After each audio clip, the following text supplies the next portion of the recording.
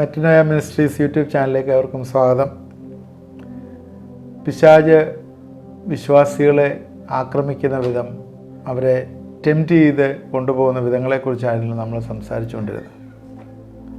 കഴിഞ്ഞ ദിവസത്തിൽ നമ്മൾ സംസാരിച്ചത് അവൻ കള വിതയ്ക്കും എന്നുള്ള ചിന്തയാണ് നമ്മൾ ചിന്തിച്ചത്. കള വിതയ്ക്കുമ്പോൾ കളയും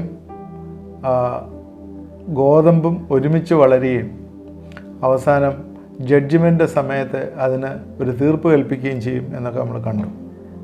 അതുകൊണ്ട് ഈ ദിവസങ്ങളിൽ കളകൾ നമ്മുടെ ജീവിതത്തിൽ വിതയ്ക്കാതിരിക്കാൻ നമ്മൾ ഏത് രീതിയിലായിരിക്കണമെന്നും കഴിഞ്ഞ ദിവസങ്ങളിൽ ചിന്തിച്ചാണ്. നമ്മുടെ സ്പിരിച്വൽ ലൈഫിൽ ഉറക്കം വരുമ്പോൾ ആണ് കളകൾ കൊണ്ട് വിതയ്ക്കുന്നത്. അതുകൊണ്ട് ആത്മീയമായിട്ട് എപ്പോഴും നമ്മൾ ഉണർവിൽ ജീവിക്കാനായിട്ട് വിളിക്കപ്പെട്ടവരാകുന്നു എന്നുള്ള ചിന്ത നമ്മളെ ഭരിക്കട്ടെ. അടുത്ത ഒരു ചിന്ത എനിക്ക് തോന്നുന്നത് ഇത് 22ാമത്തെ പോയിൻ്റാണെന്ന് തോന്നുന്നു. 22ാമത്തെ രീതിയിൽ ഇത് ആക്രമിക്കുന്നതാണ് എന്നാണ് ഞാൻ മനസ്സിലാക്കുന്നത്. ഇങ്ങനെ വന്നിരിക്കുന്നത് ഒന്ന്, നമ്മുടെ പ്രാർത്ഥന തടസ്സപ്പെടുത്തുന്നു എന്നുള്ള ഒരു കാര്യമാണ്. പ്രാർത്ഥന തടസ്സപ്പെടുത്തുന്നു.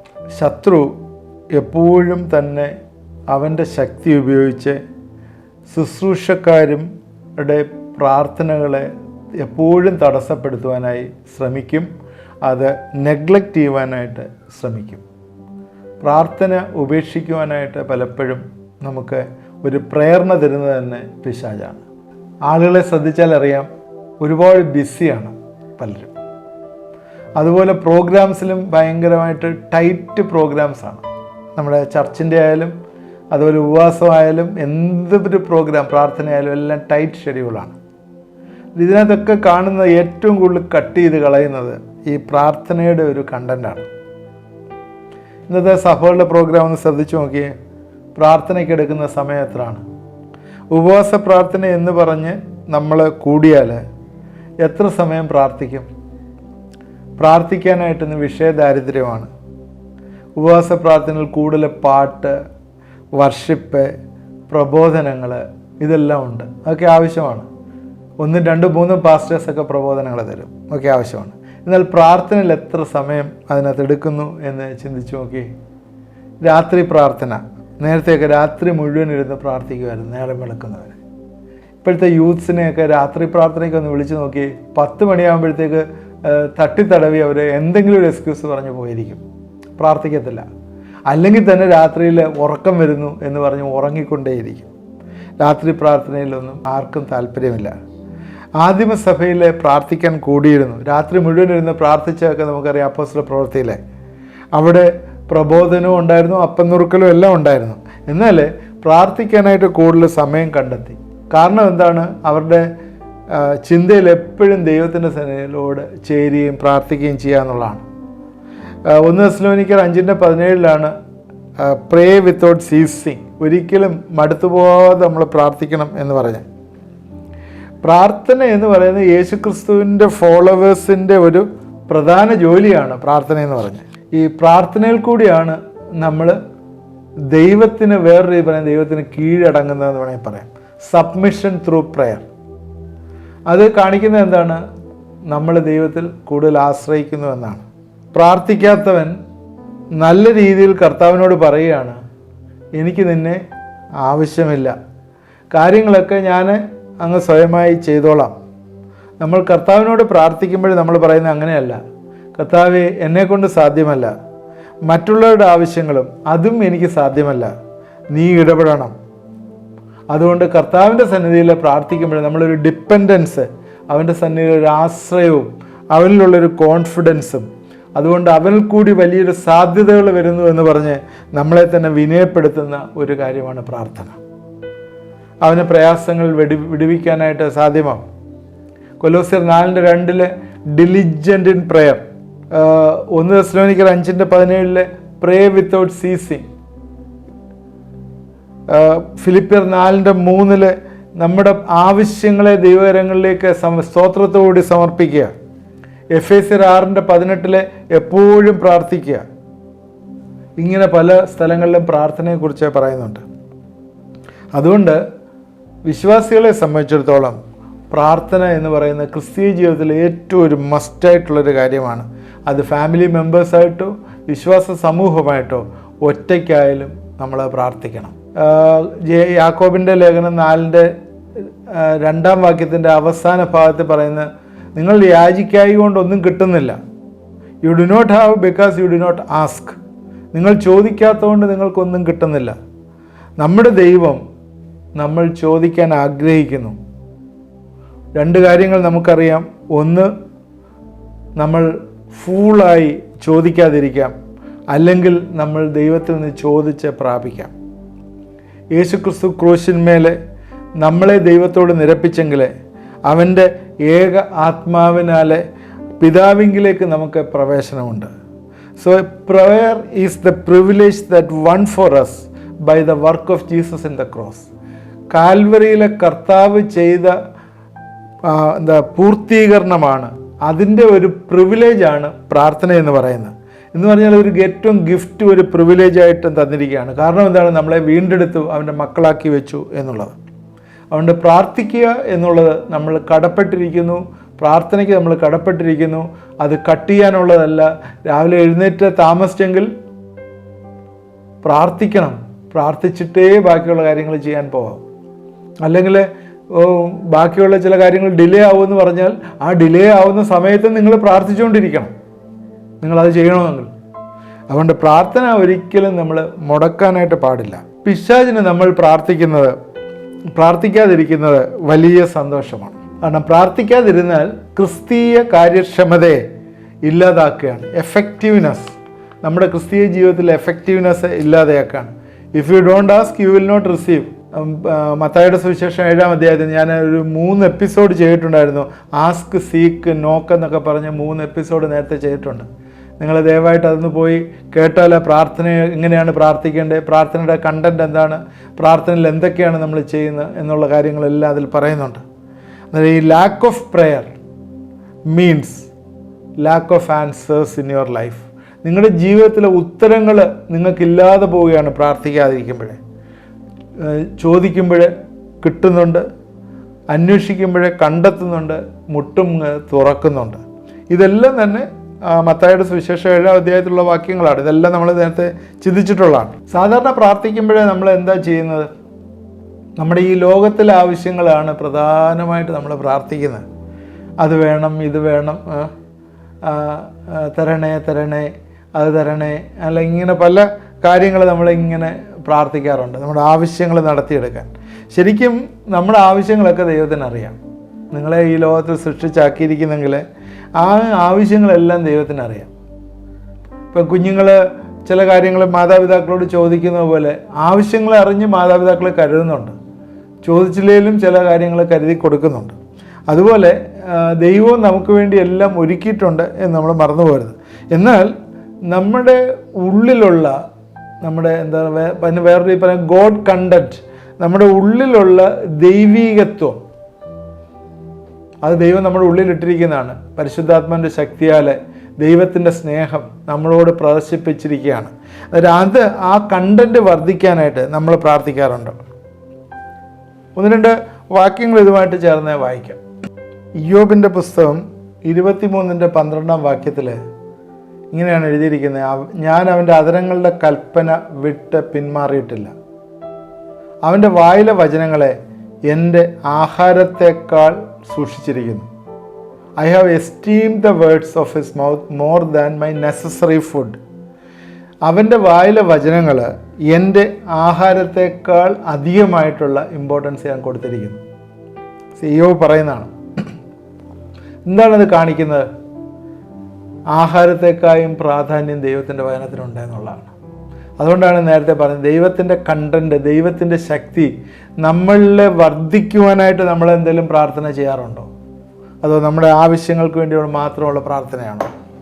സാത്താൻ എപ്പോഴും പ്രാർത്ഥന മുടക്കാൻ ശ്രമിക്കും. അവൻ ദൈവം മനുഷ്യനുള്ള വാഗ്ദത്തങ്ങളുടെ ഇടയിൽ കയറും. കാരണം ദൈവം നമുക്ക് ഒരുപാട് വാഗ്ദത്തങ്ങൾ തന്നിട്ടുണ്ട്.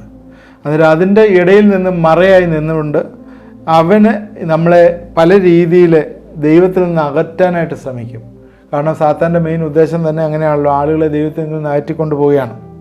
അല്ലെങ്കിൽ സാത്താന് ഏത് രീതിയിലാണ് പ്രാർത്ഥനയെ തടസ്സപ്പെടുത്തുന്നത് എന്നുള്ള ചില ചിന്തകളാണ് ഇനിയും നമ്മൾ പറയുന്നത്, ചില പോയിൻറ്റ്സ്. നിങ്ങൾ പ്രത്യേകിച്ച് ഇത് ഈ വാക്യങ്ങളും അതുപോലെ ഈ പറയുന്ന പോയിൻറ്റുകളും ഒക്കെ നോട്ട് ചെയ്ത് വെച്ചാൽ നിങ്ങൾക്ക് ഫ്യൂച്ചറിൽ നിങ്ങൾ ഇത് ധ്യാനിപ്പാനും ഒക്കെ നിങ്ങൾക്ക് സാധ്യമായി തീരും. പ്രത്യേകിച്ച് നോട്ട് ചെയ്യണം, പ്രധാനപ്പെട്ട പോയിൻറ്റുകൾ നോട്ട് ചെയ്യണമേ എന്ന് ഞാൻ നിങ്ങളോട് പറയുകയാണ്. ഒന്ന്, സാത്താൻ പ്രാർത്ഥന ഡൈവേർട്ട് ചെയ്യിക്കും, മാറ്റിക്കളയും. യാക്കോബിൻ്റെ ലേഖനം 4-ാം അധ്യായത്തിൻ്റെ 2-3 വാക്യങ്ങൾ ഞാനൊന്ന് വായിക്കാം.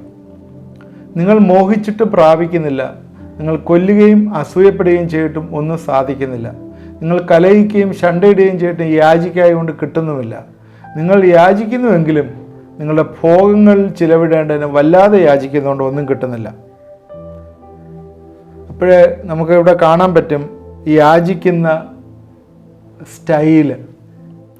ഫോളൻ ഹ്യൂമൻ നേച്ചർ, വീണുപോയ എന്നുവെച്ചാൽ സാത്താൻ്റെ സ്വഭാവത്തിൽ ചേർന്ന് നടക്കാനായിട്ട് നമ്മൾ ചിന്തിച്ചുകൊണ്ട് അല്ലെങ്കിൽ ആ രീതിയിലുള്ള കാര്യങ്ങൾ നടത്തിയെടുക്കാൻ വേണ്ടി നമ്മൾ പ്രാർത്ഥിക്കും. അത് വിക്കഡ്നെസ്സിൻ്റെ ഒരു പ്രയറാണ്. എന്ന് പറഞ്ഞാൽ ജഡമോഹം, കൺമോഹം, ജീവനത്തിനുള്ള പ്രതാപം, ഇതെല്ലാം കൂടി വരുവാനായിട്ട് പ്രാർത്ഥിക്കും. അതാണ് പ്രാർത്ഥന സാത്താൻ ഡൈവേർട്ട് ചെയ്ത് കൊണ്ടുപോകുന്നത്. ഉദാഹരണം പറഞ്ഞാൽ നമുക്കിപ്പം ഒരു എക്സാമ്പിൾ ഞാൻ പറയുകയാണ്. എനിക്കിപ്പോൾ ഒരു കാറുണ്ട്, ഫാമിലി ആയിട്ട് പോകാനായിട്ട് പറ്റും, ഒരു കുഴപ്പമില്ല, നല്ല യൂസ് ചെയ്യുന്നൊരു കാറാണ്. എന്നാൽ സാത്താൻ ഉള്ളിൽ കൊണ്ടൊരു ചിന്ത കൊണ്ടുവരും, അയ്യോ ഇതൊന്നും പോരാ, നമുക്ക് ഒരു വലിയൊരു നല്ലൊരു ഓട്ടോമാറ്റിക്കായിട്ടുള്ള വലിയൊരു കാറ് വേണം, ഒരു 10-20 ലക്ഷം രൂപയുടെ, ഞാൻ അത് കിട്ടാനായിട്ട് പ്രാർത്ഥിക്കും, മെറ്റീരിയലിസ്റ്റിക് ആയിട്ടുള്ള.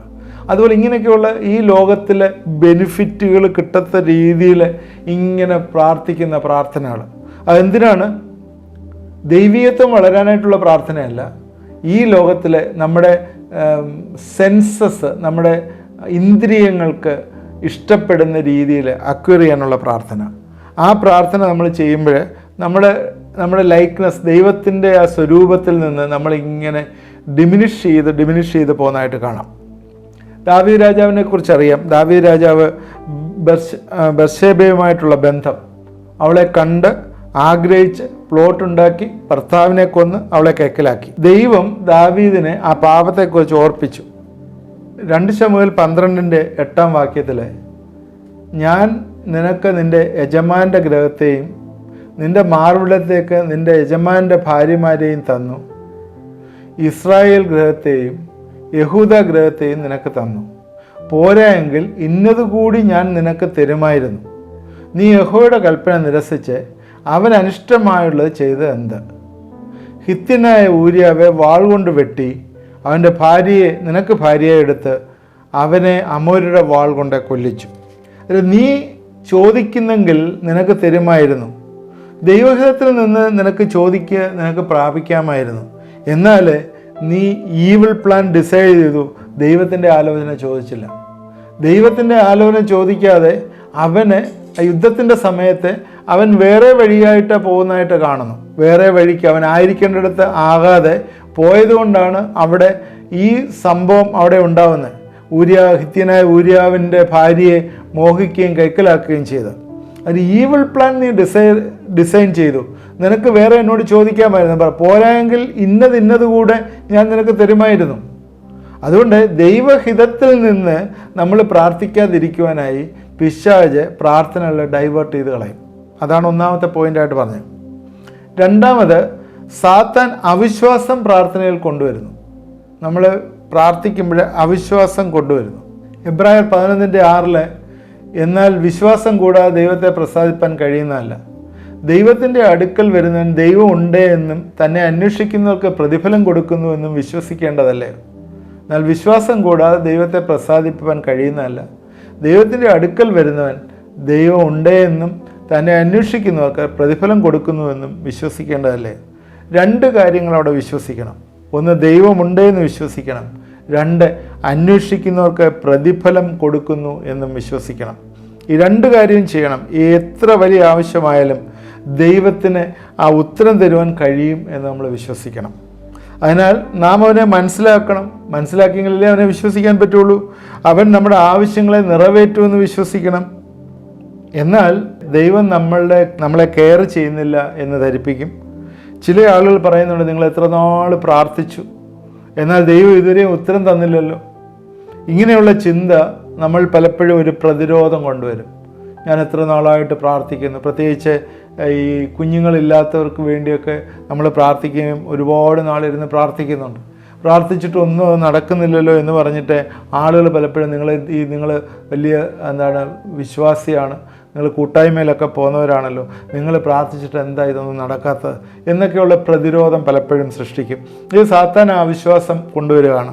അതിനകത്ത് നമുക്കറിയാം ഗോഡ്സ് സോവർണിറ്റി, ദൈവത്തിൻ്റെ പരമാധികാരം, ഗോഡ്സ് ഗുഡ്നെസ്, അവൻ്റെ നന്മ, അവൻ വാക്ക് മാറാത്തവനാണ്, അവൻ പ്രോമിസ് ചെയ്തിട്ടുണ്ടെങ്കിൽ സംഭവിക്കുക തന്നെ ചെയ്യും. കുറച്ചുകൂടി ഒന്ന് ക്ഷമിച്ചുകൂടെ? ചില കാര്യങ്ങൾക്ക് കുറച്ചുകൂടി വെയിറ്റ് ചെയ്യുന്നത് നല്ലതല്ലേ? ദൈവം നമ്മളെക്കാൾ ബുദ്ധിമാനാണല്ലോ. ചില കാര്യങ്ങളിൽ ചിലപ്പം ദൈവം നോ എന്നാണ് പറയുന്നതെങ്കിൽ അതായിരിക്കും നമ്മളെ സംബന്ധിച്ചിടത്തോളം പ്രയോജനമുള്ളത്. അതുകൊണ്ട് സാത്താൻ എപ്പോഴും അവിശ്വാസം കൊണ്ടുവന്ന്, നമ്മൾ പ്രാർത്ഥിക്കുന്ന വിഷയത്തിൽ പോലും അവിശ്വാസം കൊണ്ടുവന്ന് നമ്മളെ പലപ്പോഴും ഞെരുക്കി, നമുക്ക് ഡിഫൻസ് ഇല്ലാത്ത രീതിയിൽ നമ്മളെ ഞെരുക്കിക്കളയും. അതുകൊണ്ട് ആ സമയത്ത് എന്താണ് നമ്മൾ ചിന്തിക്കേണ്ടത്? ഈ പറഞ്ഞ വാക്യം 11:6 ദൈവം ഉണ്ട് എന്നും അവൻ അന്വേഷിക്കുന്നവർക്ക് പ്രതിഫലം കൊടുക്കും എന്നുള്ളത് നമ്മൾ വിശ്വസിക്കേണ്ടതല്ലയോ എന്ന് ദൈവത്തിൻ്റെ വചനത്തിൽ പറയുന്നുണ്ടെങ്കിൽ അത് നമ്മൾ വിശ്വസിക്കുക തന്നെ ചെയ്യണം. വിശ്വസിക്കുക മാത്രമല്ല, ദൈവത്തിൻ്റെ പരമാധികാരത്തിലാണ് കാര്യങ്ങൾ. ദൈവം അത് തരിക തന്നെ ചെയ്യും.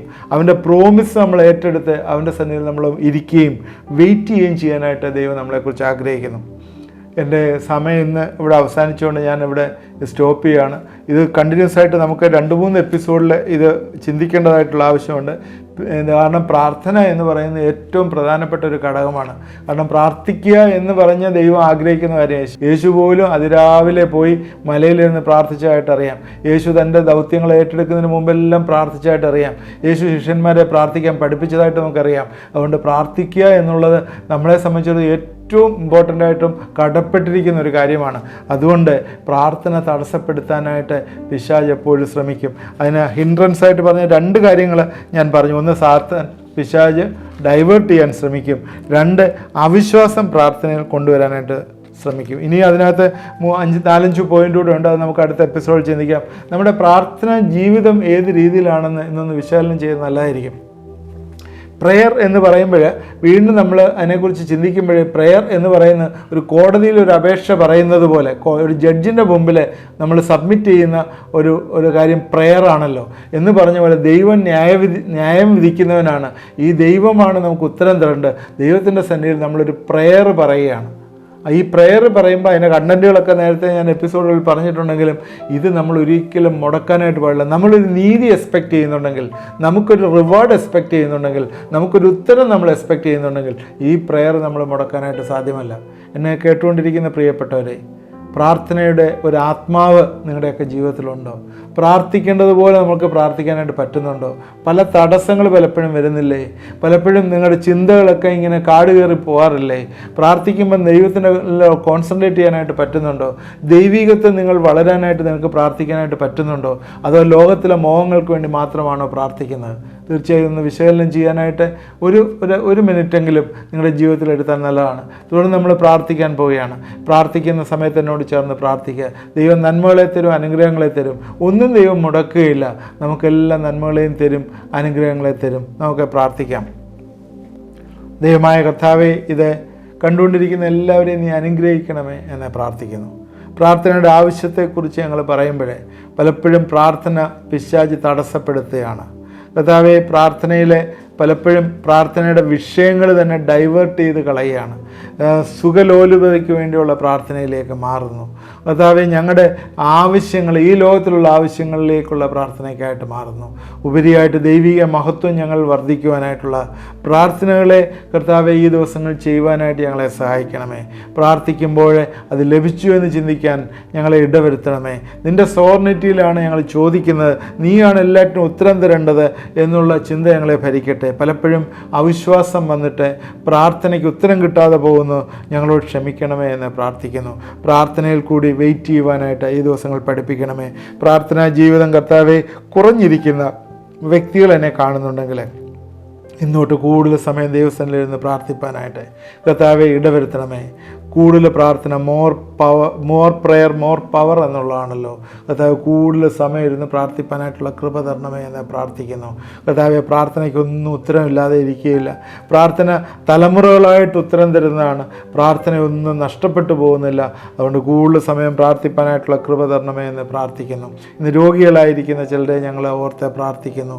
ഹെർണിയ ബാധിച്ചിരിക്കുന്ന ചിലരെ ഞങ്ങളെ ഈ തരണത്തിൽ ഏൽപ്പിച്ച് പ്രാർത്ഥിക്കുന്നു. നിൻ്റെ സൗഖ്യമായിട്ടുള്ള സൗഖ്യം കർത്താവെ, നിൻ്റെ കൈ ഒന്ന് തലോടി കർത്താവെ ഒരു സൗഖ്യം അവരുടെ ജീവിതത്തിൽ നീ കൽപ്പിച്ചു കൊടുക്കുകയും സഹായിക്കുകയും ചെയ്യണമേ എന്ന് ഞങ്ങളെ പ്രാർത്ഥിക്കുന്നു. അതുപോലെ കർത്താവെ, വിട്ടുമാറാതെ ചുമ ആയിട്ടിരിക്കുന്ന കഫോട് കൂടിയിരിക്കുന്ന ചില ആളുകളെ ഇത് ഇന്ന് കാണുന്നുണ്ടല്ലോ. ഞങ്ങളെ പ്രാർത്ഥിക്കുന്നു കർത്താവെ, അതെല്ലാം മാറിപ്പോകട്ടെ എന്ന് പ്രാർത്ഥിക്കുന്നു. എല്ലാ പ്രയാസങ്ങളും മാറിപ്പോകട്ടെ എന്ന് പ്രാർത്ഥിക്കുന്നു. വയറ് സംബന്ധമായിട്ടുള്ള ചില പ്രയാസങ്ങൾ കൂടി കടന്നു പോകുന്നവരെ കർത്താവെ, സ്കാനിങ് ഒക്കെ നടത്തിയിട്ടും ഒന്നും കർത്താവെ പോസിറ്റീവായിട്ട് ഒരു കുഴപ്പമില്ല എന്ന് പറയുന്നു. എന്നാലും കർത്താവെ, ഒരുപാട് പ്രയാസങ്ങൾ അനുഭവിക്കുന്നു. വേദനയുമായിട്ട് ബന്ധപ്പെട്ട് യേശുവിൻ്റെ നാമത്തിൽ ആ വേദനകളെല്ലാം മാറിപ്പോട്ടെ എന്ന് പ്രാർത്ഥിക്കുന്നു. കർത്താവെ, പ്രോപ്പറായിട്ടുള്ള ഡയജഷനും അബ്സോർഷനും ഒക്കെ കർത്താവെ ശരീരത്തിൽ വന്നു ചേരട്ടെ എന്ന് പ്രാർത്ഥിക്കുന്നു. ഇൻഡസ്ട്രിയിൽ എന്തെങ്കിലും പ്രോബ്ലം ഉണ്ടെങ്കിൽ അതെല്ലാം ക്യൂറായി പോകട്ടെ എന്ന് പ്രാർത്ഥിക്കുന്നു. എൻ്റെ കരങ്ങളിലേക്ക് ഞങ്ങൾ ഏൽപ്പിച്ച് പ്രാർത്ഥിക്കുന്നു. എന്നോട് ചേർന്ന് പ്രാർത്ഥിച്ചവരെല്ലാം നീ അനുഗ്രഹിക്കുകയും സഹായിക്കുകയും ചെയ്യണമേ. പ്രാർത്ഥന കേട്ടോർത്ത് സ്തോത്രം. യേശുക്രിസ്തുവിൻ്റെ നാമത്തിൽ പ്രാർത്ഥിക്കുന്നു, കേൾക്കുമാറാകണമേ. ആമേൻ. ഇത് കണ്ടുകൊണ്ടിരുന്ന എല്ലാവരെയും ദൈവം അനുഗ്രഹിക്കട്ടെ. തുടർന്ന് ഇത് വാച്ച് ചെയ്യണം. നമ്മൾ പിശാചിൻ്റെ പ്രവർത്തനങ്ങളെക്കുറിച്ചാണ് പറയുന്നത്. ഇത് കണ്ടിന്യൂസ് ആയിട്ട് ഇത് വാച്ച് ചെയ്യണം. ഏതെങ്കിലും മിസ് ചെയ്ത് പോയെങ്കിൽ നിങ്ങൾ വീണ്ടും അതെടുത്ത് വാച്ച് ചെയ്യണം. പിന്നെ അതുപോലെ തുടർമാനമായിട്ട് പറയുന്നതിനാൽ കണ്ടിന്യൂഷനായിട്ട് പറയുന്നതുകൊണ്ട് നിങ്ങളത് നോട്ട് ചെയ്ത് വെക്കുകയും അത് തുടരെ കേൾക്കുകയും ചെയ്യണമേ എന്ന് അപേക്ഷിക്കുന്നു. ദൈവം നമ്മളെ എല്ലാവരെയും അനുഗ്രഹിക്കട്ടെ.